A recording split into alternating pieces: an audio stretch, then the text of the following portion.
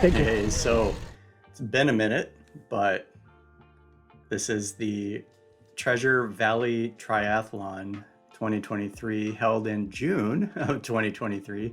I'm only 5 months late here in Boise, Idaho. Beautiful Boise, Idaho. A really interesting course set up here. So it was a 12 lap bike, 12 laps of a circuit, non-drafting, starts right around here. Fast forward a little bit. So you pull onto this course, and we're just going to do one lap here. Again, no drafting. This particular triathlon is marketed as a crit style. So 12 laps of what could be a pretty fun crit course if you were road racing, but this is time trial. This is part of a triathlon, no draft. And it was very, very emphasized by the race director early on that they would be watching for anybody drafting and would penalize you. And they had a penalty box, a penalty area. The system was that if they saw you commit a penalty, which included drafting, that they would hand you a card, and the color of the card indicated how long or how much of a penalty you were being assessed. And then you had to go on I guess on the next lap, exit into a penalty area, wait that time, and then come back out. So that was that. Fortunately, I did not receive any of those penalties. I was very, very conscious about not drafting and following the rules as much as I could. Given that there were 12 laps, there were some bottlenecks here and there. So that roundabout, so you saw there was a hairpin turn as the first left out of the gate, and then you go through the roundabout on the right side, and there were some decent stretches of straight road, mostly flat, which is great. There was a little hill here, kind of up and over, but nothing significant. And we're coming up after this stretch on a left turn that leads into a fairly technical and rough area, literally and figuratively. So as we approach the left turn, slow down, outside, inside, outside. Try to maintain speed as much as possible. This is my first lap, so I'd never seen this course before. I'd seen it on a map, but I hadn't had a chance to ride it. But you make that left turn and a pretty quick right. And this part of the course, pretty bumpy. See a cone there on the right, a couple cones on the left indicating potholes. Otherwise, all the cracks that have been sealed up or not. Another couple of cones there on the left as you navigate this kind of 2.5 corner portion of the track. So it was rounded, but you get up here, see more cones and cracks, and then make this left turn. Stay inside the lane here, and right about here, see the stop sign coming up, there's a gutter. Kaboom. So 12 laps that include that little bouncy bit.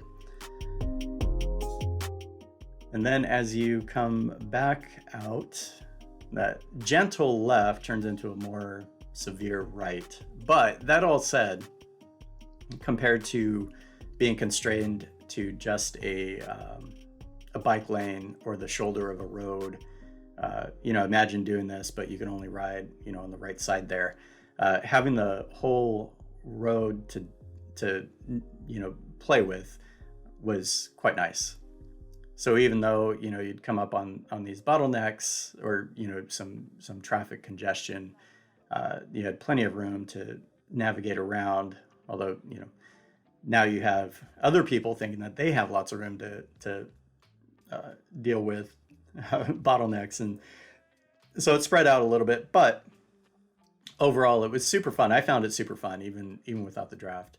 Um, I am not riding a TT bike, so we're back to the roundabout. I debated and debated on what bike to bring, and I ended up throwing a disc wheel on my 2019 Specialized Venge Pro, as well as some clip-on aero bars with little blip shifters on the end. Worked fantastically. So I talked about, having space.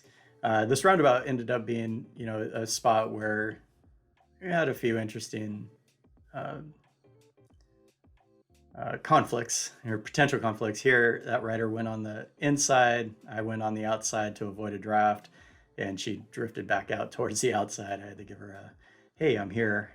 Um, and also, cool thing about this one, my cousin was also participating. So that's her on her Bianchi, beautiful bike on the right there, making a right turn.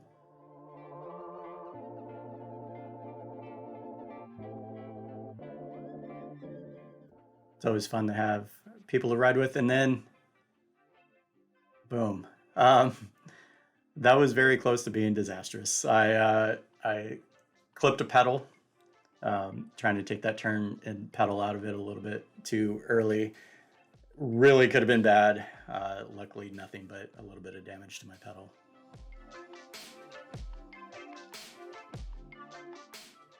This is, I didn't get passed often on this ride, but there were a couple of very strong riders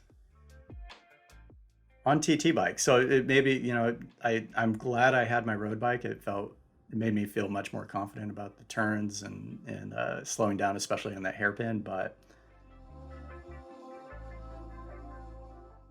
those going the fastest were on TT bikes.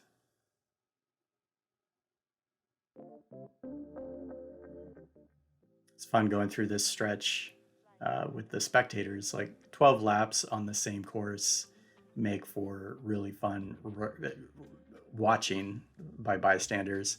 And I had some folks over there that were yelling my name, which I was like, "Oh, is it for me or for other people?" And yeah, it was for me. It was kind of fun.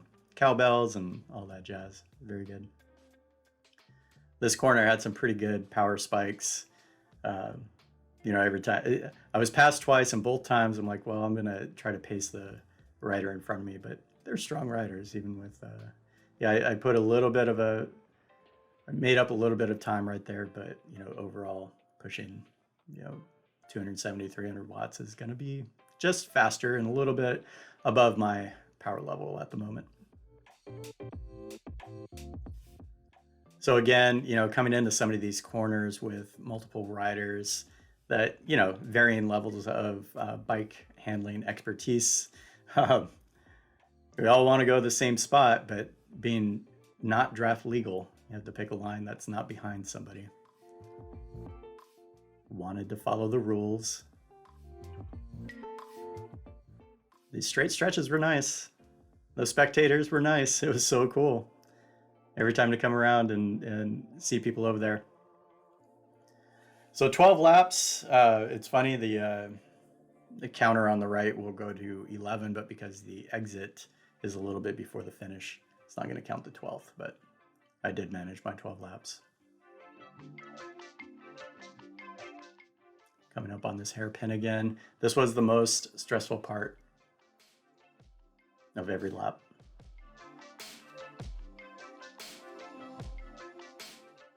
But also, in retrospect, the most fun.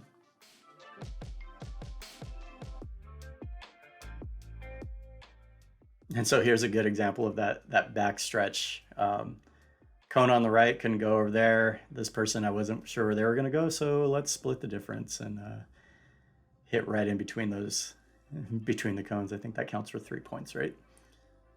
Then navigate around the other couple of cones, hiding a pothole. Don't clip pedals.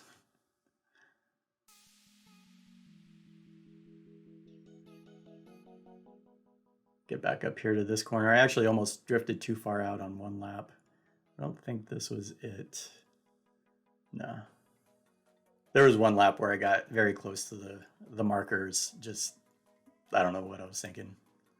And then the kathunk.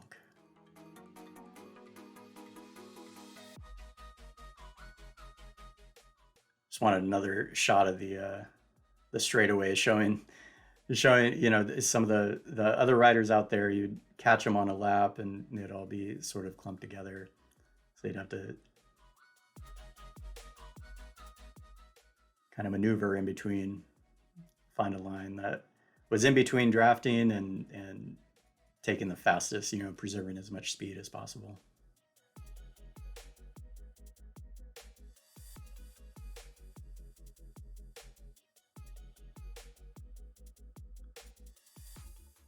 There's a rider on my left. The second time I got past, this one I was like, I can keep up with them. And I did my best. I you know, again, he's on a tri bike, on a TT bike, and I'm on my road bike. I'm thinking, you know, maybe I can carry more speed through turns and stay with him. Obviously, he's already caught me from behind. I don't know how far back he was, but obviously he's made up a good bit of time. I'm unlikely to stay with him, but you know, I do close the gap a tiny little bit here and there. And especially like here, that's that same rider. I'm thinking, all right, you know, I can carry more speed around this corner than he just did. Sure enough, by the end of this, by the end of this stretch before the next turn, put a little dent.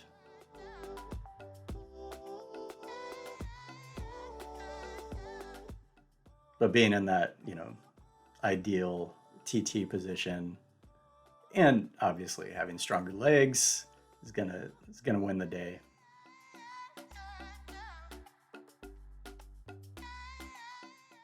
I finished in the top 3 or 4 on this particular out of all the cyclists. It was a pretty small field.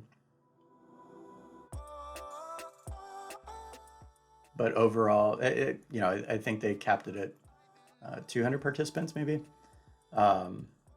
I finished in the top 3 or 4 overall, if I'm remembering correctly. I tell you, you know, other than that hairpin, the other very the other very stressful part was keeping track of which lap I was on. Oh, the other thing about the Treasure Valley Tri, it's a very accessible event. So you see the tandem bike up there on the right. There were folks from all backgrounds, all varieties. So some blind participants were on tri-bike or on tandem bikes so that they could still participate. They had guides on the swim, guides on the run, and then rode tandem bikes, which was just incredible to see and really fun. It made the event felt very special compared to other events. Another run between the cones back here, and again, just it's this weird hybrid between a road race and a time trial. You know, you really want to draft, you can't, but it's really fun. You know, the mental challenge of just having to see what others are doing. And you know, here's a rider I'm going to get a little bit close to, but cut on the inside.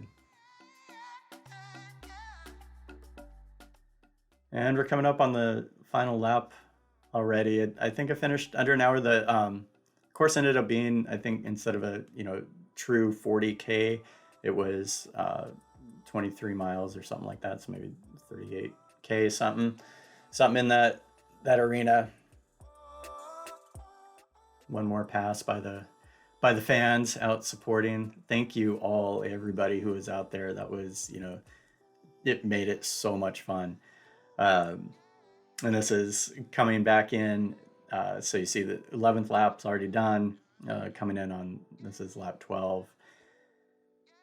And so we're on that final home stretch, getting ready to duck back into the transition area. Start slowing down maybe a little bit sooner than I needed to. It's odd to have to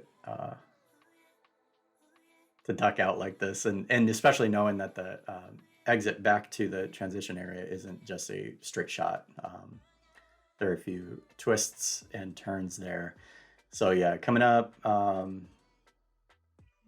I did speed up a little bit before I got there, and also I've done other triathlons where I'm new to this, obviously, if you couldn't tell, where I kind of coasted in, this part, the lead up into T2, and others are just like jamming on it and making up time. And so I tried to find a balance between the two.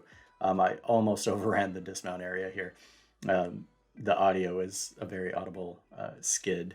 Um, and so cross over the timing mat. Yeah, overall, super fun event. If you are wondering about the Treasure Valley Triathlon, I would recommend it. It's very different. The swim was in a pond and included what I learned is called an Australian exit. So if you're doing an Olympic distance, it's 2 laps and you come completely out of the water between laps 1 and 2. So you run a little bit along the beach and go back in to finish the swim.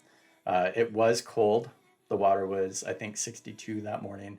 So definite wetsuit. The weather before and after this day was amazing. There was a storm on the morning of the triathlon here, and luckily it cleared up by the 10:30 a.m. start time, which I'm very thankful for. It ended up being in the 70s.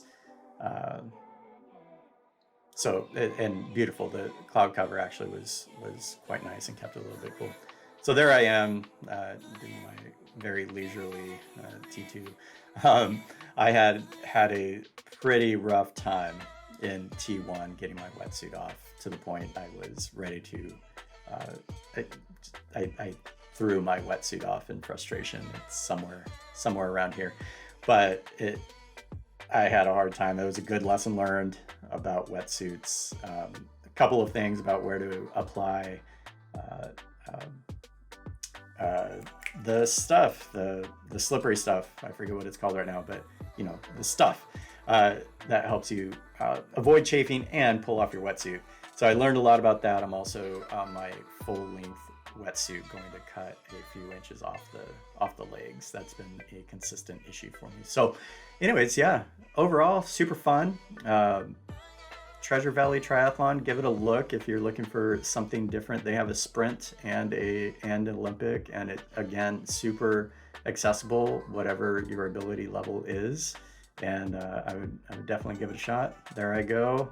I think it was one of my slower T2 times, but it is what it is. I had one of my fastest run times, so I made up a little bit for it. Thanks for hanging out. Thanks for watching, and we'll catch you next time.